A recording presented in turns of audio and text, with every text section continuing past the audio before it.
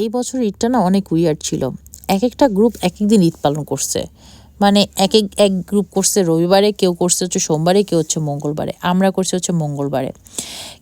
আমি জানি না, এই যেদিন আমরা ঈদ করছি সেদিন চাঁদ, এত বড় একটা চাঁদ ছিল।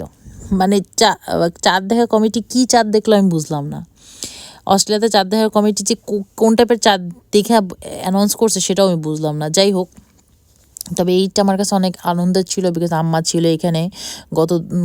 এইবার রোজার ঈদ, কোরবানির 2 ঈদে আম্মা আমার সাথে স্পেন্ড করছে। সো আমি উইয়ার থাকলেও ঈদটা আমার কাছে অনেক আনন্দের ছিল।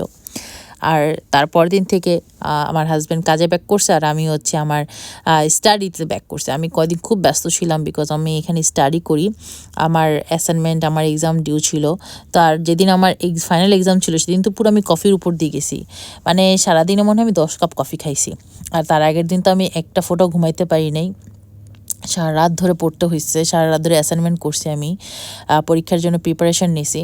তো বেসিক্যালি আমি মানে নিজের গাল থাপড়াইতে থাপড়াইতে আমি ড্রাইভ করছি যাতে আমি না ঘুমায় পড়ি। আমি সে কফির উপরে আর নিজের গাল থাপড়াইতে থাপড়াইতে সার্ভাইভ করছি। তো তারপরে আম্মা আবার ফোন দিয়ে বলতেছে আমার ছেলে নিজের চোখে গুদা খাইছে সে খেলতে গিয়ে। তা হচ্ছে সে চোখে ব্লাড একদম পুরো লাল হয়ে গেছে। তা আমি তাকে নিয়ে আইসা দৌড়ায় গেছি ডাক্তারের কাছে। তা আম্মা আমাকে নিয়ে দিক দিয়ে সার্ভাইভ মানে কষ্ট করতেছে, কারণ আমি তো তার বাচ্চা। তো সে যখন তার শরীর ব্যথা, তারপরে সে তাড়াতাড়ি করে আমার জন্য মাছের চচ্চড়ি বসা দিয়ে যাতে আমি আইসা খাইতে পারি। মানে মায়ের কষ্টটা দুনিয়াতে সব জায়গায় এক। হ্যাঁ, পোলাপান যত বুড়া হোক, মাদের স্ট্রাগল থাকবেই। আমার বাচ্চা এই যে কত দুষ্টামি করে, মানে সে এত দুষ্টু হয়েছে দেখেন। সে খেলতে গিয়ে নিজের চোখে ব্যথা পাইছে। আমি মানে দুনিয়াতে দেশ আর বিদেশ হোক, মাদের কষ্ট সব জায়গায় সেম।